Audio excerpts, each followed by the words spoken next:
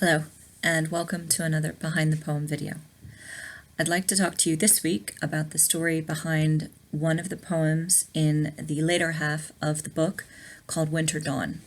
Last week, I talked about the anticipation and imagery, the kind of resonance of emotion that comes from listening to a summer thunderstorm. This week, by talking about Winter Dawn, I kind of want to turn that on its head and talk about how this poem, this sonnet that comes towards the end of the book, represents a sort of shift that happens when we hit winter.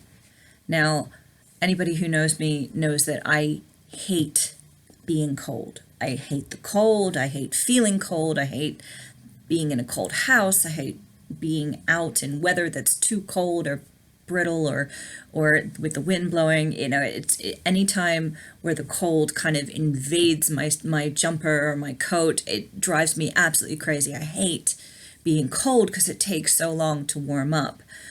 But although I hate being cold, I love the winter season. There are so many things that happen once we get past autumn and into the winter that really connect with memories for me. So I hate being cold, but I love the winter because, not least of which, because it's the only time I go home at the moment. Obviously, I live in England and have been living in England for over a decade, and I love living in England. I love living in Europe, but I do, of course, miss home. And I have chosen the most memorable, most tradition surrounding family time of going home for the Christmas and New Year's holidays in order to connect with my favorite part of home, the traditions that surround family. So every single tradition that I have that's connected with family and Thanksgiving and Christmas, New Year's, all of those elaborate kind of togetherness moments are associated with the winter season. So as soon as the weather turns cold, as soon as the winter starts to really get going, I know that what's coming is I'm going to be going home and slipping into that blanket of comfort that home is and represents for me. The sonnet Winter Dawn has a lot of imagery. There's a lot packed into this poem. It's only 14 lines, as all sonnets are, but it has a lot of imagery, a lot of alliteration, a lot of sibilance, a lot of artistry and techniques that were worked into it. But when you read it out and when you kind of think about those images and think about the flow of the alliteration and the rhythm of the sonnet form, there's something that still feels quite natural about it. Sometimes when you're trying to use a restrictive form like the sonnet, it will feel unnatural. It will feel like you're trying to squish a huge idea into a little tiny box, and you lose part of the idea in order to have the rhyme, in order to have the rhythm, in order to have the confining space of the number of lines and rhyme scheme. Winter Dawn doesn't feel like that to me. Winter Dawn, as a poem, feels like winter.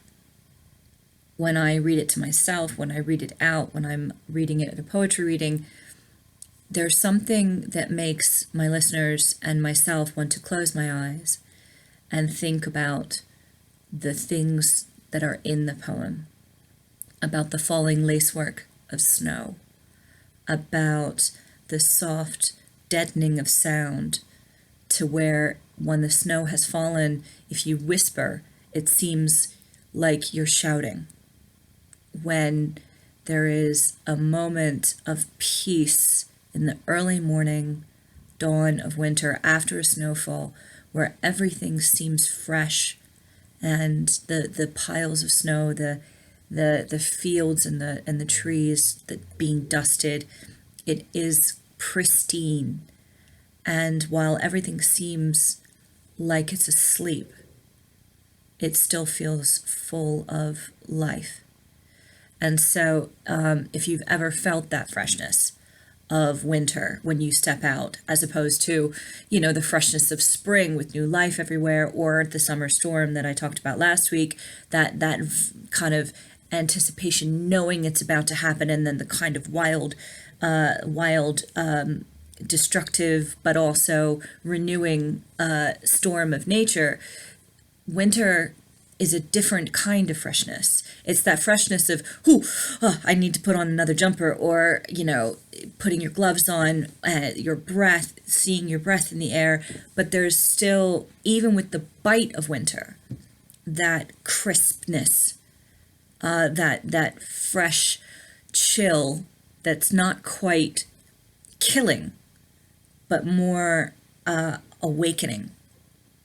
And the holding its breath in the winter, the feel of nature and the feel of us as we go out into nature, the holding our breath, it's not in fear as it might be in the middle of a storm, or in certain other situations. It's not holding our breath in fear or even in anticipation of what's about to happen, but it's holding our breath in sleep, in waiting for whatever is calmly, quietly going to happen in winter, of that comfort of going home, of, the hibernation that we achieve in winter.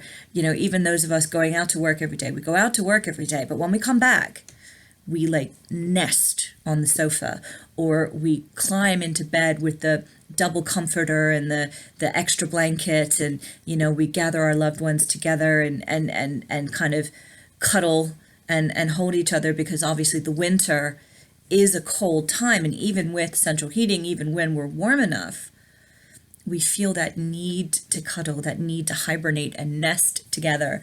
And it's a wonderful feeling, but it's also that kind of pulling together and waiting for the cold to stop. And whenever I feel that, no matter where I am, whether I'm with someone or I'm not with someone, and I'm nesting in on the couch and watching something, or I'm nesting in my bed and can't convince myself on a Saturday to get out from that warm, cozy comforter, even when that happens, I can close my eyes and I feel like I'm home at winter, because so much of my joy and happiness with going home in the winter now is that feeling of comfort and safety and family that comes in the wintertime for me. And so Winter Dawn tries to capture in images and techniques what I feel when I see a fresh laid snow. So hopefully you have a good feeling about this winter.